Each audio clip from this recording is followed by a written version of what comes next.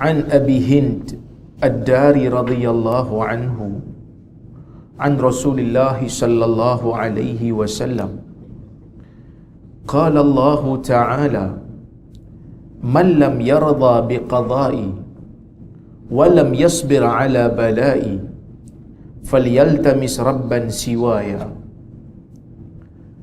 Maksudnya daripada Abi Hind Ad-Dari. Abi Hind Ad-Dari, sahabat Nabi, ada hubungan keluarga dengan Tamim Ad-Dari, Tamim ibnu Aus Ad-Dari. Cumanya mereka berbeza. Dia ni adik-beradik ke, anak saudara ke, ada khilaf. Dia gelaran dia, nama dia pun khilaf juga. Ulama beza pendapat sebab dia ni tak apa nak glamour sangat lah. Abi Hind, ada yang kata nama dia Bar, ada yang kata nama dia Barir. Baik, dia kata daripada Nabi sallallahu alaihi wasallam, Nabi bersabda, Allah Subhanahu wa taala berfirman. Nabi riwayat daripada Allah. Allah kata dalam hadis ni lah, sesiapa yang tidak mampu ataupun tidak mampu untuk redha dengan ketentuanku, qada'i, walam yasbir ala bala'i, sesiapa yang tidak mampu untuk sabar menanggung bala bencana yang aku bagi kat dia, falyaltamis rabban siwaya, maka carilah Tuhan selain pada aku. Hadis ini walaupun Mulla Ali Al-Qari letak dalam kitab ni, tetapi hadis ni tidak sahih. Sanad dia tak sahih. Macam mana kata tak sahih ni? Pasal apa ustaz kata tak sahih? Suka-suka je kata tak sahih. Bukan saya yang kata tak sahih tu. Saya hanya menyampaikan saja. Kan? Orang marah bila saya kata hadis tak sahih, tak sahih. Dia kata suka-suka je kata tak sahih. Lama dah kita pegang hadis ni, tiba-tiba datang ustaz muda ni, muda lah juga kan, tiba-tiba datang, sebab yang cakap tu tua sikit, tiba-tiba datang je ustaz yang muda-muda ni, tiba-tiba bagi tahu tak sahih. Ni saya nak bagi tahu, hadis ni, hadis, bukan hadis. Hadis kena tanya orang komputer lah. Ni hadis daripada Nabi ni, kita bukan hidup zaman Nabi. Itu pertama. Kita bukan hidup zaman Nabi, kita hidup zaman kemudian. Mana-mana orang yang hidup zaman kemudian, dia akan dengar riwayat daripada Nabi ni mesti melalui jalur periwayatan. Mesti datang khabar dekat dia. Bukan kata hadis saja, apa cerita pun yang kita tak dengar secara langsung, kita akan dapat berita. Dan nak tahu berita ni betul ke tak betul, step pertama, bila sampai berita kat kita, kita akan tanya kepada orang yang bawa cerita tu, hang ni betul ke? Tu soalan pertama biasanya. Dan kita akan siasat tanya orang lain, dan kita akan tanya dia, hang dapat mana cerita ni? Hadis pun macam tu lah. Bukan semestinya bila sesuatu perkataan tu disandarkan kepada Nabi terus jadi sahih. Tak. Saya nampak sebab ada orang keliru ni. Semalam saya hurai, hari ni pun saya nak hurai lagi. Ada orang keliru, dia kata hadis dhaif ni pun hadis juga, cuma perawi je yang dhaif. Pasal apa perawi dhaif kita nak tolak hadis tu? Dia tak faham. Perawi dhaif lah sebab kita tolak hadis tu, kerana hadis tu datang daripada jalur dia. Hadis tu datang melalui cerita yang dia bawa. Bila dia tu kaki lupa, bila dia tu kaki tak ingat, maka macam mana kita nak terima dia? Macam mana kita nak terima riwayat dia? Dia bawa hadis pada Nabi. Kita tak kisah bawa hadis pada Nabi ke, bawa hadis pada orang lain ke. Tapi kalau orang lain tak bawa cerita yang sama, dia seorang dan dia bermasalah, maka problem cerita. Cerita tu akan problem. Hadis ni dihukum dhaif. Sebab apa dhaif? Kerana jalur ataupun sanad ni maksud salah silah perawi, daripada penulis kitab hadis sampai kepada Nabi, dia ada jalur dia ada salah silah perawi. Dalam ramai-ramai salah silah perawi tu ada seorang nama perawi tu Sa'id ibnu Zayyad. Ada seorang perawi nama dia Sa'id ibn Zayyad. Dia ni adalah seorang perawi yang dihukum sebagai matruk. Kenapa matruk? Matruk ni ada dua sebab. Satu sebab, dia suka bohong dalam urusan dunia, walaupun tak ada lagi bukti dia bohong dalam hadis. Tu perawi yang ditinggalkan lah. Matruk ni maksud perawi yang ditinggalkan, tak boleh pakai. Bila cakap dalam urusan dunia, bohong. Bila orang call je, kau kat mana? On the way. Tapi atas katil lagi. Tu bohong tu. Matruk lah. Jadi kalau kita ni perawi hadis, confirm matruk lah. Sebab kita pun selalu guna istilah alasan tu kan. Itu matruk. Satu lagi sebab perawi jadi matruk, bila mana dia ni lupa dia, bukan sikit-sikit punya lupa, teruk punya lupa ni, tahap teruk, sehingga ulama' kata dia ni riwayat langsung tak boleh pakai. Kalau lupa sikit-sikit, dia dhaif. Lupa sikit-sikit ni pun hadis jadi dhaif lah.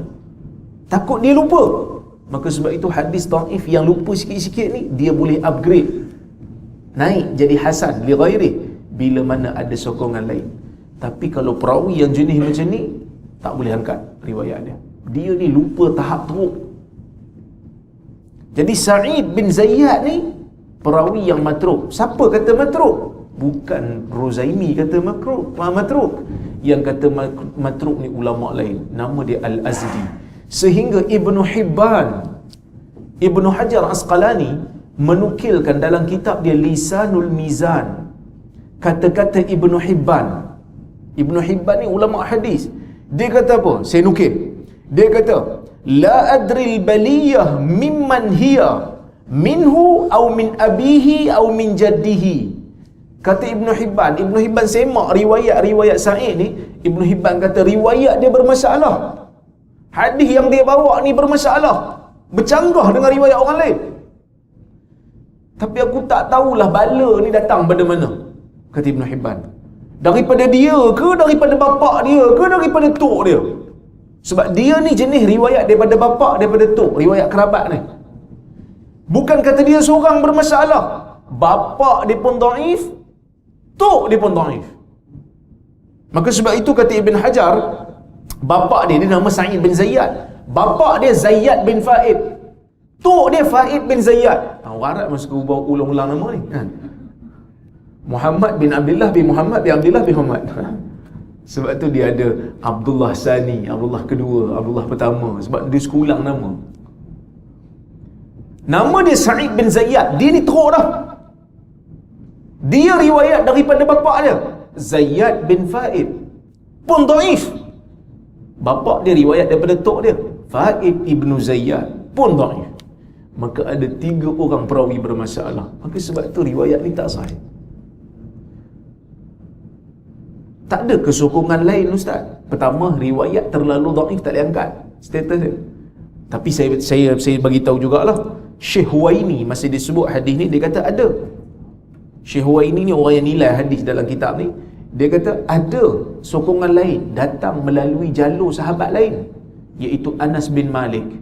Betul ke Anas bin Malik riwayat? Kita tak tahu. Tapi ada orang bawa riwayat sandarkan hadis ni pada Anas. Lepas tu dia kata Anas riwayat daripada Nabi.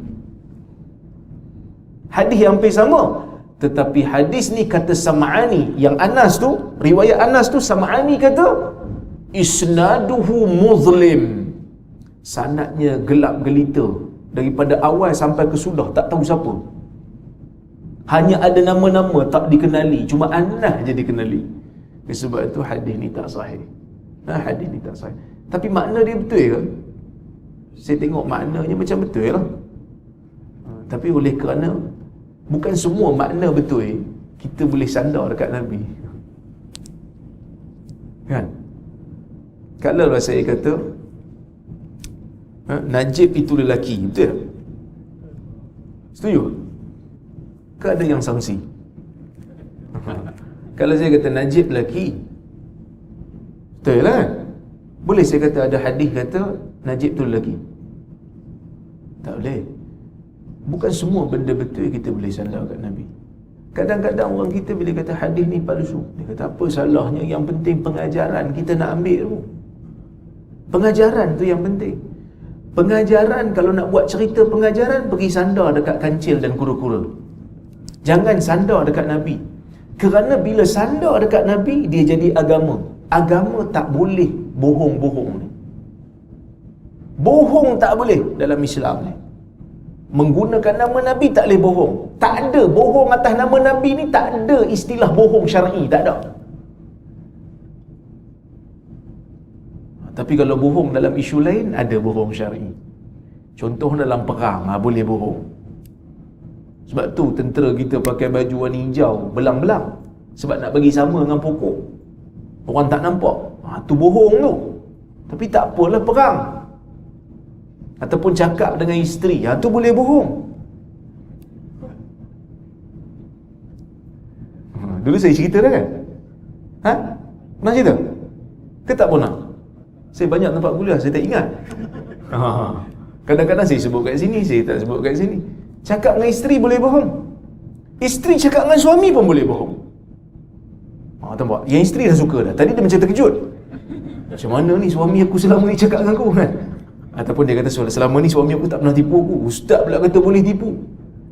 Tapi tipu ni tipu untuk harmonikan rumah tangga lah. Bukan tipu untuk gugurkan hak isteri. Kalau dia ada 2 isteri, isteri pertama tanya, abang pergi semalam pergi mana tak balik? Meeting. Sampai pagi meeting, saya terus pergi kerja. Bila lelaki dia tipu, rupa dia pergi rumah isteri nombor 2, 2 hari duduk sana tak boleh balik. Perjanjian kena balik, kena selang-seli. Yang tu haram. Sebab gugurkan hak isteri. Tapi kalau isteri dia tanya kat dia, abang saya masak sedap tak? Dia tengok laki dia makan sikit je, dia pun tanya, abang saya masak tak sedap ke? Abang makan sikit je, ni mesti tak sedap. Laki dia pun kata, macam mana nak cakap ni kan? Sedap, tapi saya dah makan dah tadi sikit kat office. Dia tipu. Sebenarnya dia tak makan pun. Dia bukan tak mau makan, tapi masin pahit. Itu tak apalah, kan? Itu yang semalam saya sebut tu kan. Suami pula tanya isteri dia, abang dengan Remy Ishak mana lagi handsome? So, isteri pun tengok atas bawah. Abang lah handsome. Tapi dalam hati kata, kau dengan Remy Ishak kau pergi nak banding, pergilah banding dengan Mr. Bean, barulah sama level. Dalam hati lah. Tapi kat luar kata abang handsome pada mata saya. Kalau dia kata tak sama, Remy Ishak handsome, kan susah tu. Jadi bab nama Nabi ni tak boleh bohong. Tak ada istilah bohong untuk kebaikan bila sandar pada Nabi, tak boleh. Kerana bila sandar pada Nabi, dia jadi hukum. Yang ni kita kena tahu. Tak apa ustaz, ni untuk pengajaran bagi orang insaf, buat cerita lain. Sang kancil dan rama-rama buat pengajaran, no problem. Tapi nama Nabi tak boleh. Okey. Jadi oleh kerana maknanya betul tapi hadisnya tak sahih, maka kita kata tak sahih lah. Tapi betul lah kalau ikut dari segi maknanya, siapa yang tak reda dengan ketentuan Allah, tak boleh tahan dengan bala yang Allah Ta'ala bagi kat dia, patut dia kena cari Tuhan lain lah kalau ada. Bumi dia duduk ni pun bumi Tuhan, jasad yang dia ada pun jasad Tuhan, harta yang dia ada pun Tuhan bagi, isteri yang dia kahwin ni tu pun Tuhan cipta. Semua benda yang ada dalam dunia ni Tuhan bagi kat dia. Tiba-tiba bila tak reda dengan bala Tuhan, dia tak boleh sabar, dia tak boleh reda dengan ketentuan Tuhan, pergi cari Tuhan lain kalau ada. Tapi masalahnya tak ada. Allah lah sebenar-benar Tuhan. Tuhan lain yang dianggap sebagai Tuhan itu semuanya batil. Maka sebab itu kita sebagai mukmin kena sabar, kena terima ketentuan Tuhan. Sebab itu Nabi tak suka orang Islam ni suka berkalau-kalau. Kan Nabi kata fa innal law taftahu abwab syaitan. Jangan kamu berkalau-kalau. Jangan berkalau-kalau ni, jangan kalau. Kenapa tak boleh kalau? Kerana kalau ni akan buka pintu syaitan. Kalau yang macam mana? Sebab kita tengok dalam hadis ada juga Nabi sebut perkataan kalau ni. Kalau yang Nabi larang ni, kalau untuk petikai ketentuan Tuhan. Bila terima satu bala kat dia, bila terima satu bencana kat dia, dia pun kata, kalaulah aku buat macam ni tadi, dah tentu tak kena. Tapi kalau tu, banyak kalau ni. Tapi jika kalau tu digunakan untuk menasihati diri supaya buat benda yang lebih baik, yang tu tak apa. Contoh, kan, dia terlepas solat qiyamul lail semalam. Lepas tu dia kata, kalaulah saya bangun semalam untuk solat qiyamul lail kan lebih baik. Tu tak apa. Kalau tu okey. Kalau yang tak boleh ni, kalau petikai takdir Tuhan, itu jangan. Kenapa? Kerana syaitan akan buka pintu. Perkataan tu akan buka pintu syaitan. Pintu untuk pertikai setelah kita menerima bencana. Tak boleh.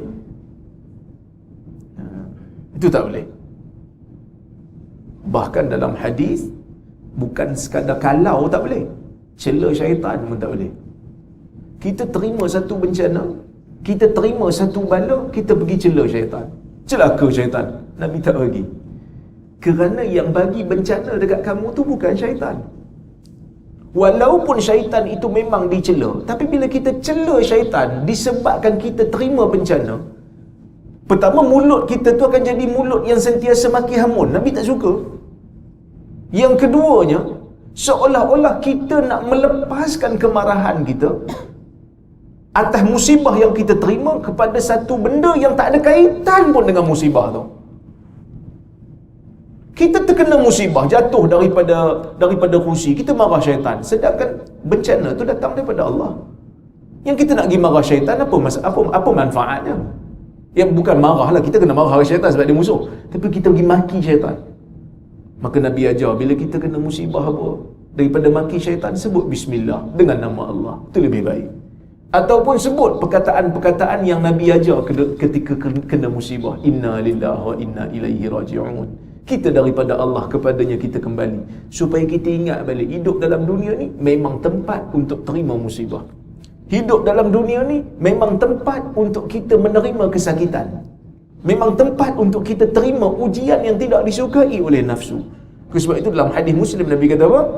Huffatil jannatu bil makarih. Huffatin naru bisyahawat wa huffatil al-jannatu bil makarih. Atau kama qala. Dalam hadis Muslim Nabi kata neraka itu dipagari dengan benda-benda syahwat, dan syurga itu dipagari dengan benda-benda yang dibenci oleh nafsu. Okey, kita pergi kepada hadis yang berikutnya.